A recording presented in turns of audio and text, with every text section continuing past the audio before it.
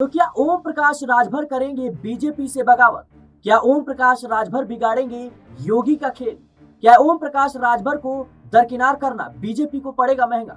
दर्शकों, जहां एक तरफ मिल्कीपुर उपचुनाव का ऐलान हो चुका है, तो वहीं दिल्ली विधानसभा चुनाव की तैयारियां भी जोरों पर है। भारतीय जनता पार्टी सत्ता में वापसी के सपने देख रही है, लेकिन उनके ही सहयोगी अब भारतीय जनता पार्टी का खेल बिगाड़ते हुए नजर आ रहे हैं। आज हम बात करेंगे एक ऐसे नेता की जो लगातार उत्तर प्रदेश से लेकर और दिल्ली तक भारतीय जनता पार्टी की मुश्किलें बढ़ाने का काम कर रहा है। हम बात कर रहे हैं ओम प्रकाश राजभर की। विवादों में रहने वाले ओम प्रकाश राजभर एक बार फिर से जब बीजेपी का सामना समाजवादी पार्टी से मिल्कीपुर सीट पर है और आम आदमी पार्टी और कांग्रेस से दिल्ली में है, तो इस वक्त पर ओम प्रकाश राजभर बगावती तेवर दिखा रहे हैं। ओम प्रकाश राजभर जम्मू कश्मीर, महाराष्ट्र जैसे राज्यों में सीट चाहते थे और जम्मू कश्मीर के विधानसभा चुनाव हाल ही में समाप्त हुए, महाराष्ट्र के भी चुनाव हाल ही में समाप्त हुए, लेकिन इन दोनों ही राज्यों में ओम प्रकाश राजभर ये चाहते थे कि उनकी पार्टी को सीटें मिले, सुभाषपा को सीटें मिले। भारतीय जनता पार्टी ने इन्हें भाव नहीं दिया, भारतीय जनता पार्टी ने इन्हें नजरअंदाज कर दिया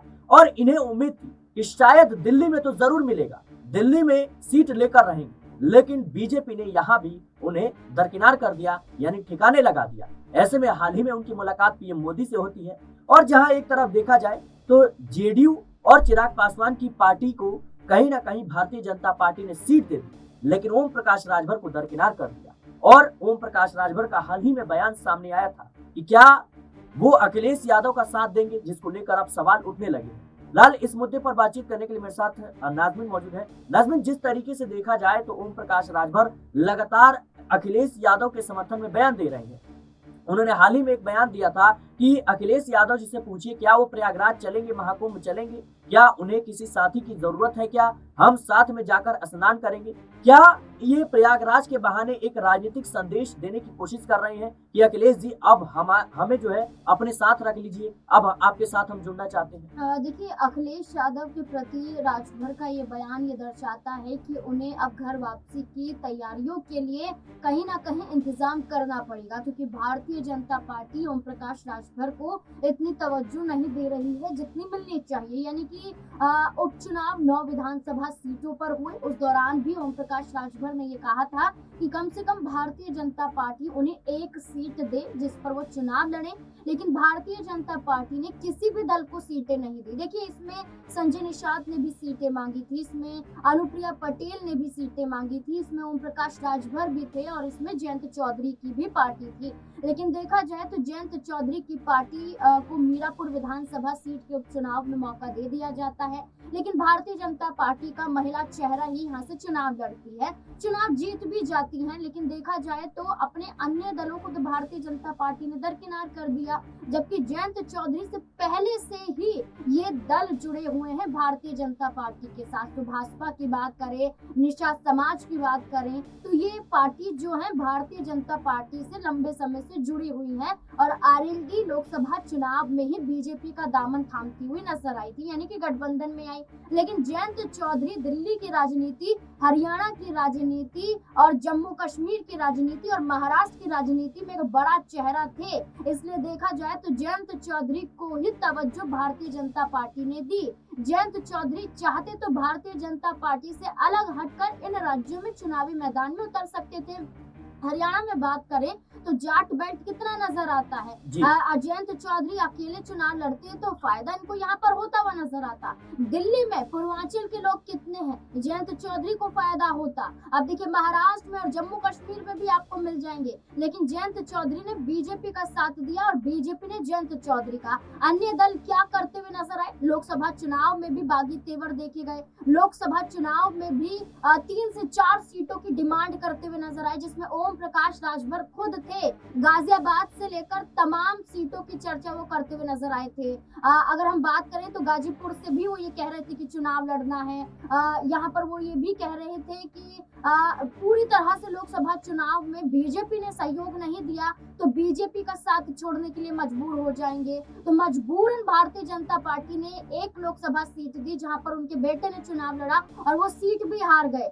जबकि देखा जाए तो जो ये समाज है, जो राजभर समाज है, वो खुद ओपी राजभर की निंदा करता हुआ नजर आया था कि आपने बीजेपी का साथ दिया है सिर्फ अपने फायदे के लिए। तो ओम प्रकाश राजभर की बात करें और भारतीय जनता पार्टी की बात करें तो साठ गांठ बैठ नहीं रही है और 2027 के विधानसभा चुनाव से पहले दिल्ली में सीटों की मांग करना यही दर्शाता है कि ओम प्रकाश राजभर को भारतीय जनता पार्टी अब गठबंधन में तो लेकर आई है, सिर्फ और सिर्फ उत्तर प्रदेश की राजनीति तक। वो अन्य राज्यों में ओम प्रकाश राजभर को लेकर जाना नहीं चाहते। लेकिन उपचुनाव में भी तो उन्हें कोई सीट नहीं मिली। जाहिर सी बात है नाज़मीन, जिस तरीके से ओम प्रकाश राजभर का जो जनाधार है वो लगातार गिरता हुआ नजर आ रहा है। चाहे वो संजय निषाद की बात करें, ओम प्रकाश राजभर की बात करें, ये वो चेहरे हैं जिनको खुद निषाद समाज के लोग ही कहीं ना कहीं सपोर्ट नहीं करते संजय निषाद को। इसके साथ ही ओम प्रकाश राजभर पर अगर हम बात करना चाहें तो ओम प्रकाश राजभर की खिलाफत तो खुद जो कह सकते हैं कि मुस्लिम वोटर्स थे उन्होंने किया था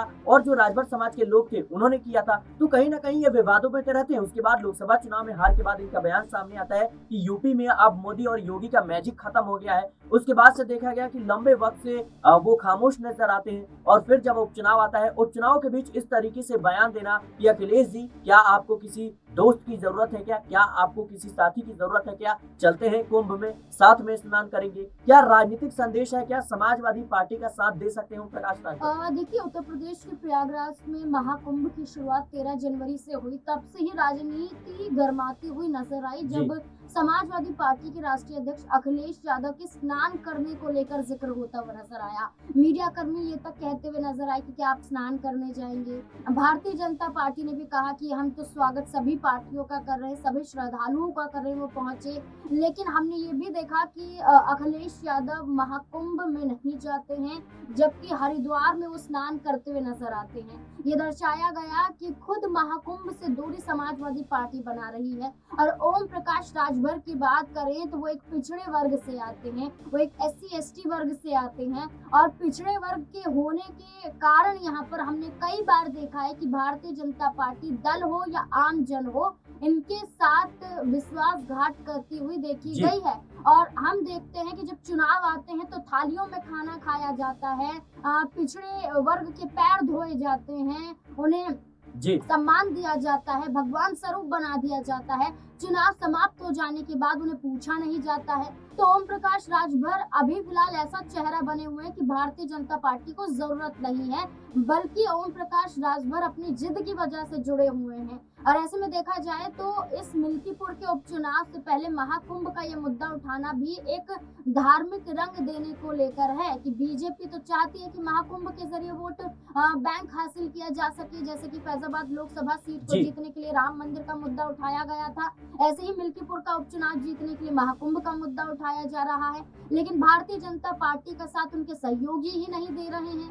सहयोगियों के साथ देखा जाए तो कई तो ये भी आरोप लगाते हुए नजर आए हैं कि जिन्होंने पाप किए हैं वो अपना पाप धोने महाकुंभ में जा रहे हैं। अगर जिन्होंने पाप नहीं किए हैं या पाप के साथ वो जनता के लिए सेवा कर रहे हैं तो उनके अंदर एक भगवान का डर है और वो उनके साथ जुड़े हुए हैं। यानी कि वो ये दर्शा रहे हैं कि हमें इस बात की जरूरत नहीं है कि हम उसी दिन जाएंगे स्नान करने, हम कभी भी जा सकते हैं और इसमें हम भगवान के साथ जुड़े रहेंगे। तो ये मुद्दा है कि ओम प्रकाश राजभर का ना पहुंचना महाकुंभ में, अन्य वर्ग का ना पहुंचना, यानी कि वो भारतीय जनता पार्टी से दूरी बना रहे। जबकि उत्तर प्रदेश के मुख्यमंत्री योगी आदित्यनाथ तक महाकुंभ पहुंचे हैं, वो भी स्नान करते हुए नजर आए हैं। लेकिन देखा जाए तो अभी मुद्दा बन गया है कि आखिरकार ओम प्रकाश राजभर समाजवादी पार्टी के प्रति जो नरमी दिखा रहे हैं, क्या फिर से जुड़ना चाहते हैं। विधानसभा का चुनाव ओम प्रकाश राजभर ने समाजवादी पार्टी के साथ मिलकर लड़ा था और समाजवादी पार्टी के साथ ओम प्रकाश राजभर ने चुनाव तो लड़ा,